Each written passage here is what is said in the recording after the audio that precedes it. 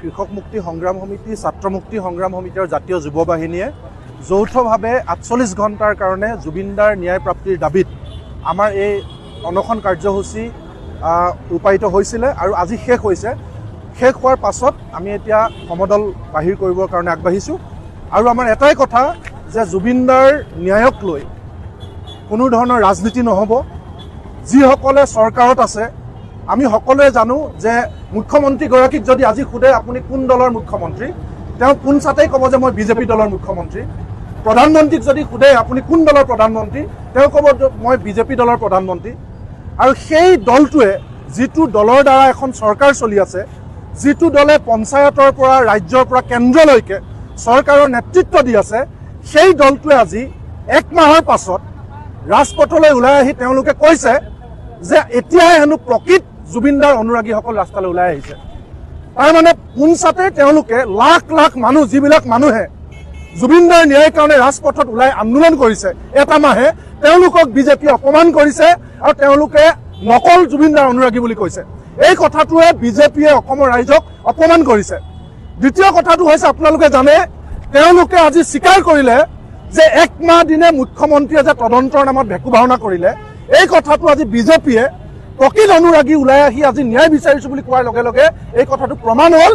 যিটো কথা অসমৰ লাখ লাখ মানুহে কৈ আছে যে বিজেপিয়ে 1 মাহ দিনে কেৱল নাটক কৰিছে, কোনো ধৰণৰ তদন্ত নকৰিলে।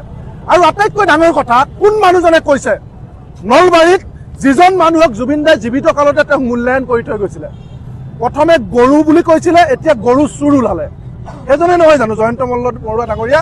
এতিয়া হিমন্ত বিশ্ব শৰ্মা ডাঙৰীয়া তেওঁক ঠিকা দিছে যে মানুহৰ পিঠিত ষ্টিকাৰ লগাব লাগে কোন অনুৰাগী আৰু কোন অনুৰাগী নহয়। সেই কামটো কোনে দিলে? এইটো আমাৰ অসমীয়া মানুহৰ কাৰণে দুৰ্ভাগ্য। এনেকুৱা এজন মানুহ অসমত কেবিনেট মন্ত্ৰী হৈ আছে, যিজন মানুহক জুবিনদাই, অসমৰ প্ৰাণ জুবিনদাই জীৱিত কালতে তেওঁক এনালাইচিছ কৰি থৈ গৈছে। গৰু বুলি কৈছিল, পিছত গৰু চুৰ ওলালে। সেই মানুহজনে এতিয়া আমাক প্ৰশ্ন কৰে যে কোন অনুৰাগী নহয়। ইয়াৰ জৰিয়তে আমি ভাবোঁ যে বিজেপিয়ে এতিয়া হয়তো টান পৰি ৰাইজৰ ৰোষত পৰা ভয়ত তেওঁলোকে আমিও জুবিন অনুৰাগী বুলি ক'বলৈ ওলাইছে। যিটো দলক বটলা পাৰ্টি বুলি কৈছিলে, যিজন মুখ্যমন্ত্ৰীক বেহুদা বুলি কৈছিলে জুবিনদা জীয়াই থাকোঁতে, এডিআৰই পৰীক্ষাৰ সময়ত চেকিঙত যদি মোবাইল ভিতৰলৈ নিয়ে তেতিয়াহ'লে 10 লাখৰ পৰা 1 কোটি টকাৰ ফাইন লগাম বুলি কওঁতে জুবিনদাই কি বুলি কৈছিলে? ষ্টপ পুলিচ ষ্টক বুলি কৈছিলে চিএমক। পুলিচ মানে কি বেহুদা, এইজন মানুহক কৈছিলে। ফৰাই দিম বুলি কৈছিলে, ব্ৰহ্মপুত্ৰ দলিয়াই দিম বুলি কৈছিলে। মোকতো কোনোবাই গৰু বুলি ক'লে মই কেতিয়াও তেওঁৰ অনুৰাগী হ'ব নোৱাৰোঁ। আৰু যদি মই অনুৰাগী হওঁ তেতিয়াহ'লে গৰুটো মই মানি ল'ব লাগিব যে মই গৰু হয়। গতিকে এইবিলাক মানুহে আমাক এতিয়া নীতি শিক্ষা দিয়ে। গতিকে আমাৰ স্পষ্ট কথা, জুবিনদাৰ সকলো অনুৰাগী, অসমৰ 3,70,00,000 মানুহ অনুৰাগী। আমাক হাল এৰি শিয়াল খেদা মানুহে আমাক নীতি শিক্ষা দিব নালাগে। এতিয়া আপোনালোকে চাওক, ইমান দিনে মুখ্যমন্ত্ৰীয়ে নগৈ গড় গাঁও বতৰা দি আছিলে। ইমানবিলাক যে কথা ক'লে, তেওঁ কিহৰ ভিত্তিত ক'লে? 16 অক্টোবৰ তাৰিখে উচ্চায়ুক্তক মাতি আনি দিল্লীত মিটিং কৰিব পাৰে। সেই কামটো 22 তাৰিখে যেতিয়া তেওঁক সমাধিস্থ কৰা হ'ল, 23 তাৰিখে কিয় উচ্চায়ুক্তৰ লগত নবহিলে? কাক ৰক্ষণাবেক্ষণ দিবৰ কাৰণে কৰিলে? এতিয়া বিজেপিয়ে ডাঙৰ লেকচাৰ মাৰে। নৰ্থ ইষ্ট ফেষ্টিভেলক অসম চৰকাৰৰ প্ৰতিটো ডিপাৰ্টমেণ্টে পইচা দিছে, এইটো কিয় প্ৰশ্ন নকৰে? সিদ্ধাৰ্থ শৰ্মা যুৱ মৰ্চাৰ সাংস্কৃতিক বিভাগৰ দায়িত্ব আছিল, সেইটো কোনে দিছিলে? এতিয়া যে বিজেপিয়ে হঠাৎ সম্বিত ঘূৰাই পাইছে, পবিত্ৰ মাৰ্ঘেৰিটা বৈদেশিক পৰিক্ৰমা ডিপাৰ্টমেণ্ট নৰ্থ ইষ্ট ফেষ্টিভেলৰ পাৰ্ট আছিল।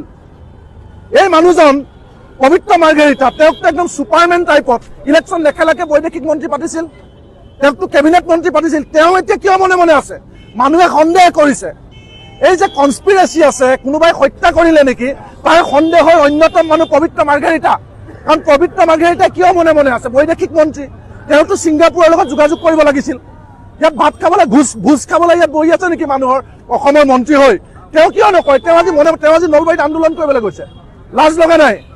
নলবাৰীত ন্যায় কাৰ পৰা ন্যায় বিচাৰিছে? কোনে ন্যায় বিচাৰিছে? যি দলে তুলিতালি শ্যামকানু মহন্তক শিশু দালালৰ পৰা ডাঙৰ দালাল কৰিলে, সেই দলটোৱে এতিয়া ডাঙৰ লেকচাৰ মাৰে।